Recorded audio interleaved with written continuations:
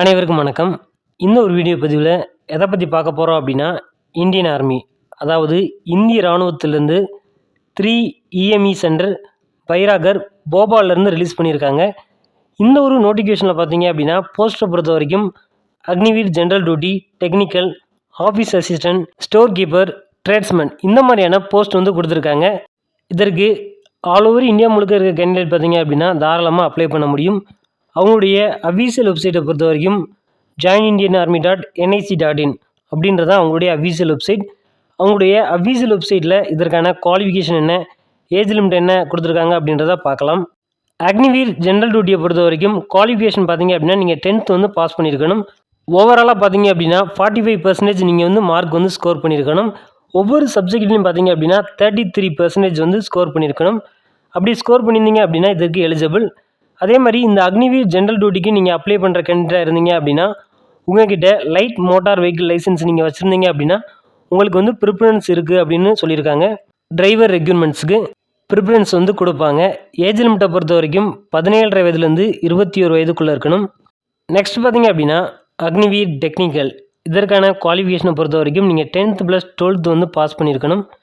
12th science subject, அதாவது physics, chemistry, mathematics and English இந்த மாதிரியான சப்ஜெக்டில் பார்த்தீங்க அப்படின்னா டோட்டலாக 50% மார்க்கும், ஓவரால் சப்ஜெக்டில் பார்த்தீங்க அப்படின்னா 40% மார்க்கும் நீங்கள் எடுத்திருக்கணும். அப்படி எடுத்திருந்தீங்க அப்படின்னா இதற்கு எலிஜிபிள்.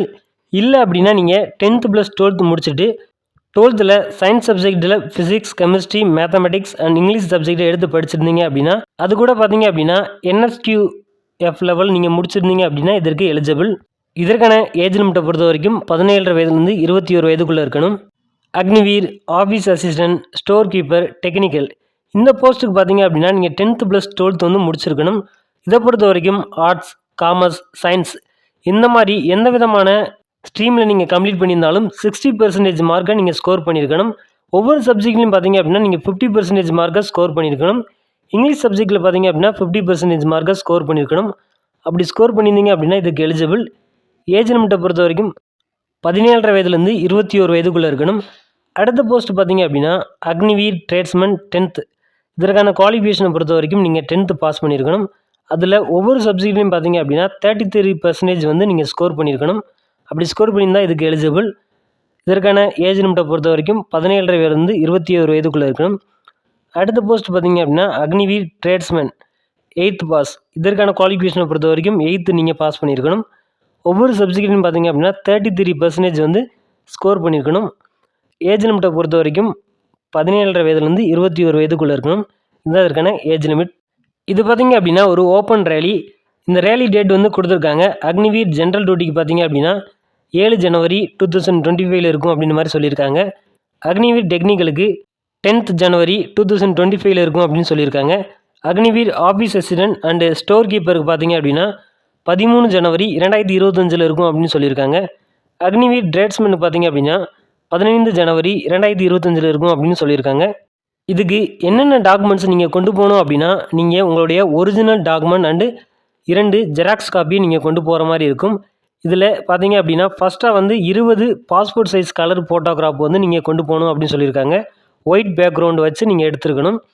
இரண்டாவதாக பார்த்தீங்க அப்படின்னா எஜுகேஷன் சர்டிஃபிகேட், இதை பொறுத்த வரைக்கும் 10th 12th இந்த மாதிரியான சர்டிஃபிகேட்டை நீங்கள் கொண்டு போகணும். மூன்றாவதாக பார்த்தீங்க அப்படின்னா டொமிசியல் சர்டிஃபிகேட், இது பார்த்தீங்க அப்படின்னா என்ன அப்படின்னா இருப்பிடச் சான்றிதழ் நீங்கள் கொண்டு போகணும். நான்காவதாக பார்த்தீங்க அப்படின்னா கேஸ்ட் சர்டிஃபிகேட், உங்களுடைய ஃபோட்டோகிராஃபு கூட இருக்கக்கூடிய கேஸ்ட் சர்டிஃபிகேட்டை நீங்கள் எடுத்துகிட்டு போகிற மாதிரி இருக்கும். இந்த கேஸ்ட் சர்டிஃபிகேட்டை பொறுத்த வரைக்கும் அவங்க ஆன்லைனில் கொடுக்கக்கூடிய சர்டிஃபிகேட்டை தான் ஏற்றுப்பாங்க. ஐந்தாவதாக பார்த்தீங்க அப்படின்னா ரிலீஜியன் சர்டிஃபிகேட் அப்படின்னு கொடுத்துருக்காங்க. கேஸ்ட் சர்டிஃபிகேட்டில் ரிலீஜியன் மென்ஷன் பண்ணலை அப்படின்னா நீங்கள் ரிலீஜியன் சர்டிஃபிகேட் கொண்டு போகணும் அப்படின்னு மாதிரி சொல்லியிருக்காங்க. நம்மளுடைய எல்லா சர்டிஃபிகேட்லையும் பார்த்தீங்க அப்படின்னா கேஸ்ட் சர்டிஃபிகேட்டில் ரிலீஜியன் வந்து மென்ஷன் பண்ணியிருப்பாங்க. அதனால இது நமக்கு வந்து தேவைப்படாது. ஆறாவதாக பார்த்தீங்க அப்படின்னா ஸ்கூல் கேரக்டர் சர்டிஃபிகேட், இந்த சர்டிஃபிகேட் பார்த்தீங்க அப்படின்னா உங்களுடைய ஸ்கூலில் போய் வாங்கிட்டு வர மாதிரி இருக்கும். ஏழாவதாக பார்த்தீங்க அப்படின்னா அன்மேடு சர்டிஃபிகேட், இதை பொறுத்த வரைக்கும் லாஸ்ட் 6 மந்த்துக்குள்ளே இந்த சர்டிஃபிகேட்டை நீங்கள் வாங்கியிருக்கணும். அப்படி வாங்கியிருந்தீங்க அப்படின்னா மட்டும்தான் இந்த சர்டிஃபிகேட் வந்து ஏற்றுக்கொள்ளப்படும். எட்டாவதாக பார்த்தீங்க அப்படின்னா ரிலேஷன்ஷிப் சர்டிஃபிகேட், இதை பொறுத்த வரைக்கும் ward of serviceman, ex serviceman அவங்களுக்கு வந்து இந்த ரிலேஷன்ஷிப் சர்டிஃபிகேட் வந்து கேட்பாங்க. ஒன்பதாவதாக பார்த்தீங்க அப்படின்னா என்சிசி அண்ட் ஸ்போர்ட்ஸ் சர்டிஃபிகேட், இந்த என்சிசி அல்லது ஸ்போர்ட்ஸ் சர்டிஃபிகேட் நீங்கள் வச்சுருந்தீங்க அப்படின்னா நீங்கள் அதற்கான ஒரிஜினல் அண்ட் ஜெராக்ஸ் காப்பியை நீங்கள் எடுத்துகிட்டு போங்க. 10வதா பார்த்தீங்க அப்படின்னா பேங்க் அக்கௌண்ட் டீட்டெயில்ஸ் வந்து கொண்டு போகணும். நீங்கள் பேன் கார்டு, ஆதார் கார்டு இதெல்லாம் நீங்கள் எடுத்துகிட்டு போகணும். 11வதா பார்த்தீங்க அப்படின்னா போலீஸ் கேரக்டர் சர்டிஃபிகேட். இதுவுமே பார்த்தீங்க அப்படின்னா லாஸ்ட் 6 மந்த்துக்குள்ளே நீங்கள் எடுத்ததாக இருக்கணும். அப்படின்னா தான் அவங்க வந்து ஏற்றுக்கொள்வாங்க. 12வதா பார்த்தீங்க அப்படின்னா டேட்டூ சர்டிஃபிகேட். இதை பொறுத்த வரைக்கும் எல்லாருக்கும் கிடையாது. இது வந்து ட்ரிபிள் கம்யூனிட்டியை சேர்ந்தவங்களுக்கு மட்டும்தான் இந்த டேட்டூ சர்டிஃபிகேட் வந்து கேட்பாங்க. 13வதா பார்த்தீங்க அப்படின்னா அபிடவிட். இந்த அஃபிடவிட்டை பொறுத்த வரைக்கும் அவங்க அஃபீஷியல் வெப்சைட்லேயே கொடுத்துருக்காங்க. அதை டவுன்லோட் பண்ணி அந்த ஃபார்மெட்டில் தான் நீங்கள் கரெக்டாக ஃபில் பண்ணி சிக்னேச்சர் வாங்கி உங்களுடைய ஃபோட்டோவை ஒட்டி நீங்கள் கொண்டு போகணும். இல்லை அப்படின்னா இதையுமே அவங்க ஏற்றுக்கிற மாட்டாங்க. இந்த சர்டிஃபிகேட்டுடைய லாங்குவேஜ் பார்த்தீங்க அப்படின்னா இங்கிலீஷ் ஆர் ஹிந்தியில் தான் இருக்கணும். மேக்ஸிமம் பார்த்தீங்க அப்படின்னா இப்போ ஆன்லைனில் வரக்கூடிய எல்லா சர்டிஃபிகேட்டும் பார்த்தீங்க அப்படின்னா இங்கிலீஷில் தான் இருக்குது நம்மளுடைய சர்டிஃபிகேட்டில். அதனால் ஒன்றும் பிரச்சனை கிடையாது. நீங்கள் ஆன்லைனில் எடுக்கலை அப்படின்னா கன்ஃபார்ம் நீங்கள் ஆன்லைனில் எடுத்தால் மட்டும்தான் அதில் செல்லுபடி ஆகும். இதில் சொல்லியிருக்கக்கூடிய டாக்குமெண்ட்ஸை பார்த்தீங்க அப்படின்னா ஒரிஜினல் அண்ட் 2 ஜெராக்ஸ் காப்பியை நீங்கள் கொண்டு போகிற மாதிரி இருக்கும். இது ஒரு ஷார்ட் நோட்டிஃபிகேஷன் அப்படின்றதுனால அவங்க வேறு எந்த தகவலும் கொடுக்கல. இதற்கு கொடுக்கக்கூடிய தகவலை வந்து நான் சொல்லிட்டேன்.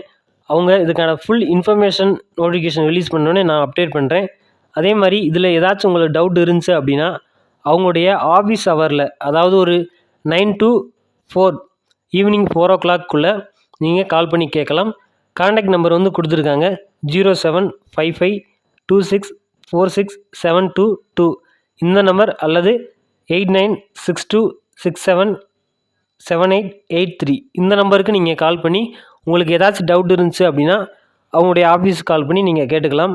இதற்கான ஃபுல் இன்ஃபர்மேஷன் நான் வந்தவொடனே அப்டேட் பண்ணுறேன். தொடர்ந்து நம்முடைய சேனலை ஃபாலோ பண்ணுங்கள். மறக்காமல் சப்ஸ்கிரைப் பண்ணிக்கோங்க.